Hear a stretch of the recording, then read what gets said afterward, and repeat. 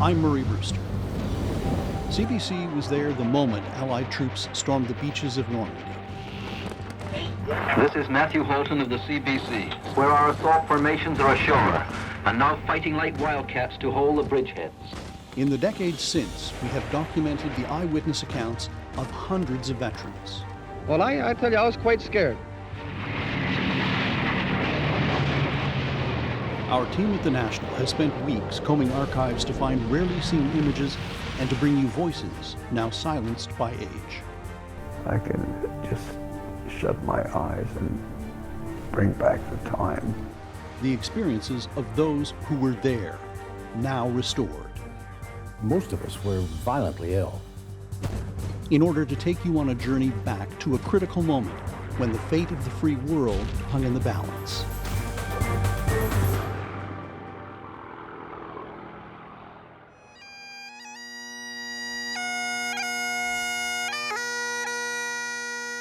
It is getting harder to keep history alive.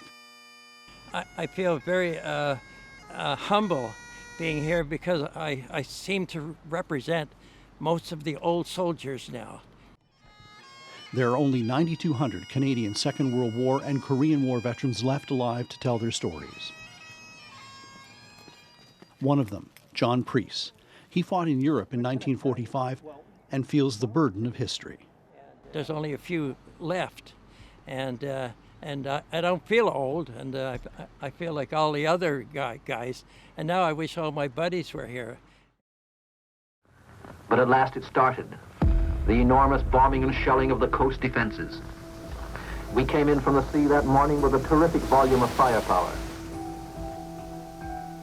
D-Day, 5:10 a.m. The guns of the Royal Navy battleship HMS Warspite were the first to fire. The pivotal battle, the beginning of the end of Nazi Germany, was underway. Along the misty French coastline, 156,000 Allied soldiers prepared to rush an underwater gauntlet of mines and booby traps and to charge the German guns, fortifications, and barbed wire. They landed in daylight at 5 beaches. Hours before, Allied paratroopers had dropped behind enemy lines. The 3rd Canadian Infantry Division, 14,500 strong, went into Juno Beach with 5,000 assault troops and 2,500 in the initial waves. Those who were there remember the morning as cloudy, raw, and sullen. 6 a.m. The first wave of the Queen's Own Rifles piled into their assault boats. Hector Elliott, a lieutenant at the time, was with them. He spoke to CBC in 1984. It was about a 2-mile run into the coast. And we spent those 2 hours bobbing up and down in these little boats, and we had seasick bags. So I suppose in a way it was a bit of a blessing because our minds were taken off the reality of landing on a beach by being ill, being very sick. 6:15 a.m. The assault boats begin their long, slow journey to the beach amid heavy seas. Captain Eddie Goodman of the Fort Garry Horse Regiment led a Sherman tank unit ashore. He spoke to CBC in 1994. It was a mixed mood. Some people were exhilarated, quite a few. Some people were pensive and thoughtful about what they were going into. 8:02 a.m. The North Shore Regiment of New Brunswick landed at Saint-Aubin-sur-Mer, while at 8:05 a.m., just to the west, A and B companies of the Queen's Own Rifles touched the beach at Bernier-sur-Mer. Lance Corporal Rolf Jackson was with B Company when the ramps went down. He spoke to CBC in 1998. I was hit and knocked off my feet. This would be within 15 feet of leaving the landing craft. And when I came up under the water, there wasn't many of the section left. The section of 10 men, 7 of them were killed before they got out of the water. In the skies over Normandy, Squadron Leader James Stocky Edwards, one of Canada's highest-scoring aces, was looking down from the cockpit of his Spitfire. The water was very rough down there. They were putting people off in when it should be shallow and deep, and they're going underwater with the tanks and troops with their gear on. But other than that, there were lots of good things, and the landing was a success. But there were a lot of suffering from it. 8:05 a.m. Canadian troops reported being under intense fire, with the Germans lobbing 16 shells a minute onto Juno Beach. Major Charles Dalton was also with the Queen's Own Rifles and landed directly in front of a concrete bunker. He spoke to CBC in 1984. The man on my right was hit 6 or 7 times in his left arm, and I was not hit. If I had been in his place or a little closer to him, then I would have got those bullets down the center. But I did not get hit until I got to the wall. I got all the way in. But everybody to my right was a casualty one way or another. Almost half of Dalton's company was lost coming across the beach. The Queen's Own took the highest casualties of any Canadian unit on D-Day, 143 dead and wounded. In a fit of daring, a handful of Queen's Own made their way up the beach and around behind German defenders, driving them back from the shore. It was largely the same story all along the Canadian beachhead, with the Winnipeg Rifles, the Regina Rifles, and the North Shore Regiment of New Brunswick clawing their way forward with tanks and artillery supporting them. 9 a.m. Bernier-sur-Mer was cleared. Local residents who had been sheltering in their homes during the Allied bombardment and fighting were overjoyed. They showered the Canadians with food and apple brandy, known as Calvados. Along the Orne River and the Caen Canal, Canadian paratroopers fighting with the British 6th Airborne guarded the eastern flank of the invasion against a German counterattack. Despite being scattered all over the drop zone, the 1st Canadian Parachute Battalion cut the bridges at Verivel and Robillon.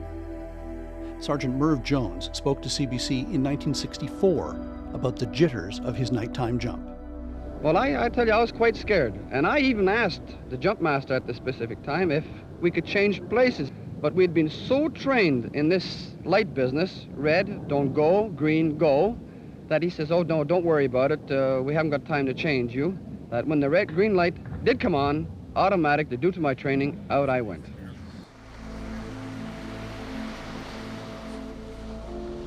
(11:45 a.m.) As captured in this rare color footage shot on D-Day, the 3rd Division deployed its reserves, infantry, tanks, and artillery, in a second wave. It was the job of HMCS Algonquin and other Allied warships to keep up the bombardment on surviving German fortifications, some of which didn't surrender until late afternoon. Further out in the English Channel that day, Alex Polowin aboard HMCS Huron. Now our job, like many people pointed out to me, well, you guys were lucky. You bombarded the coast and then you left. Nothing like that. You know, we were in the Channel about 7 months. Our job was to protect the people that were going in for D-Day, their ships, their boats that were there. That was our job. To find the enemy ships that were doing that, that were coming down to do that. We did, we prevented them. The Navy's other job that day, to evacuate the wounded back to England. By the end of D-Day, Canadian casualties totaled 1,096, of whom 381 were killed in action and 574 wounded, a far cry from the 1,800 casualties Canadian military planners had expected.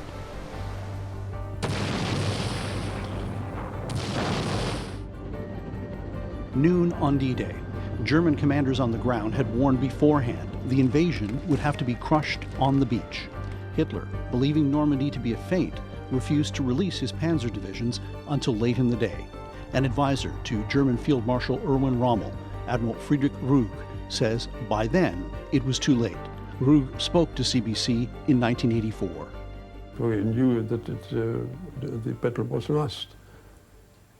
You see. When? At once. As soon as a third front started forming. 5:30 p.m., the Germans counterattacked. Although bloodied, the Canadian lines held. It was a taste of what was to come. In the weeks that followed, Normandy turned into a killing ground. It took over 80 days for the Allies to break out and then sweep northeast through France, Belgium, Holland, and into Germany, helping to deliver a death blow to the Third Reich. By sunset on June 6th, Lance Corporal Rolf Jackson of the Queen's Own could look back at the beach and see the price of the victory to come. I watched my sergeant, a Jewish lad, Freddie Harris, first out of our craft, never got out of the water. Johnny Gibson, my corporal, never got out of the water. Fred Eamon, rifleman, never got out of the water. Ted Westerby, never got out of the water. John Kirkland, Boynton, neither one of them got out of the water. Doug Reed, my number 2 on the gun, never got out of the water. Al Kennedy, my Bren gunner, never got out of the water. Doug Reed's brother, the 2 of them are buried in 6 feet apart at Benny Samar at the cemetery. These are people who are, these are only my guys, my tent.